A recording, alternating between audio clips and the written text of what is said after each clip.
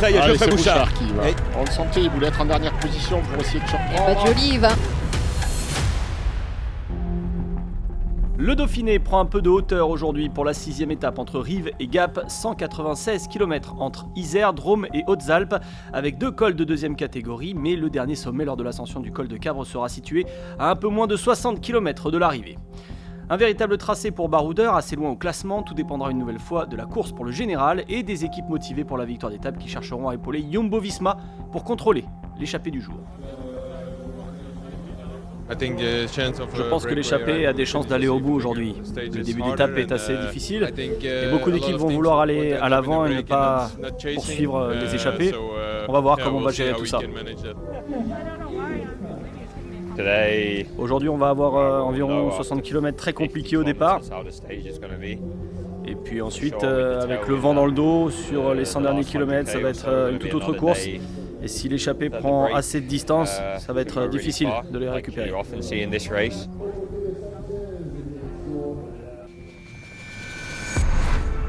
Le début d'étape est nerveux avec beaucoup de coureurs qui tentent leur chance et le bon coup parvient assez fin après une cinquantaine de kilomètres à l'initiative de quelques coureurs français qui cherchent à se montrer ou qui cherchent des points à l'image de Pierre Rolland à l'avant pour le maillot à pois.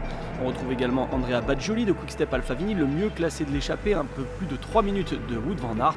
Toutes les équipes françaises sont représentées avec Warren Barguil pour Arkea Samsic, Geoffrey Bouchard d'AG2R Citroën, Valentin Ferron pour Total Energy, mais aussi Bruno Armirail de Groupama FDJ et Victor Lafay de Cofidis, 3e de l'étape Chastres-Sancy, de coureurs qui ont des intentions dans cette journée.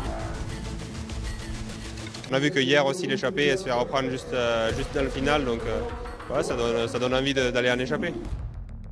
Le final se dessine, on a roulé bien au-delà des moyennes attendues les plus rapides aujourd'hui, avec vent dans le dos dans la partie finale. L'échappée, qui a perdu Bruno Armirail et qui a eu jusqu'à 4 minutes d'avance, ne possède plus qu'un peu moins de 3 minutes alors que l'on est entré dans les 40 derniers kilomètres.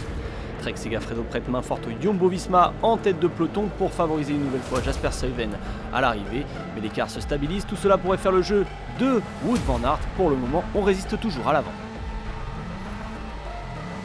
Changement de physionomie quelques minutes plus tard, Trek abandonne la poursuite, on est entré dans les 20 derniers kilomètres de l'étape et une certitude se fait sentir, l'échappée va aller au bout avec plus de 2 minutes d'avance. Jumbo-Visma doit simplement surveiller Badjoli pour le classement général. Dans l'échappée, on attend l'arrivée sur Gap, on collabore, il ne reste plus qu'une difficulté pour faire la différence pour les coureurs les moins rapides au sprint dans le groupe de tête.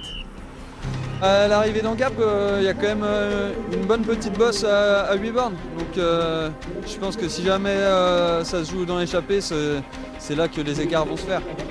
Les échappés se marquent finalement dans le final, malgré une accélération timide de Geoffrey Bouchard pour AG2R Citroën, le combatif du jour. Tout le monde recolle ensuite, les pourcentages ne sont pas très raides jusqu'à Gap. L'écart est tout de même tombé sous la minute alors que l'on file vers l'arrivée, méfiance pour les fuyards. On commence à se regarder à l'avant de la course, moment choisi par Valentin Ferron de Total Energy pour placer une première banderille à la flamme rouge. Il faut désormais résister aux coureurs lancés à ses trousses. Badjoli qui temporise, on est déjà avenue Maréchal Foch, là où sont jugées les arrivées à Gap. Valentin Ferron toujours en tête derrière, on se regarde. Valentin 200 Ferron, mètres. 200 mètres, c'est bon.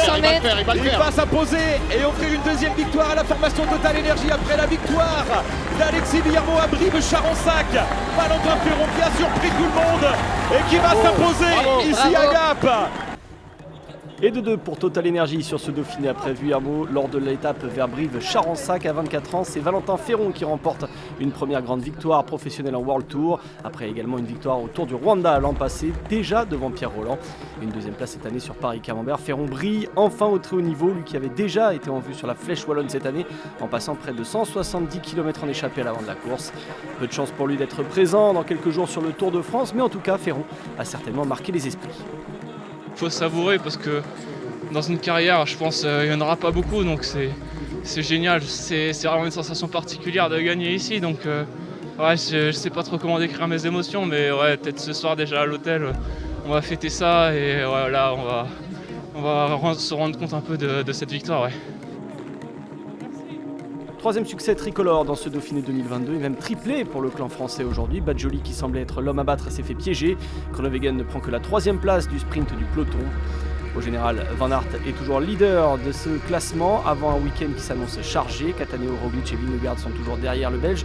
Petit rapproché de 30 secondes pour Badjoli aujourd'hui, insuffisant tout de même pour rejoindre le top 10. L'Italien est 16e à 2 minutes 33.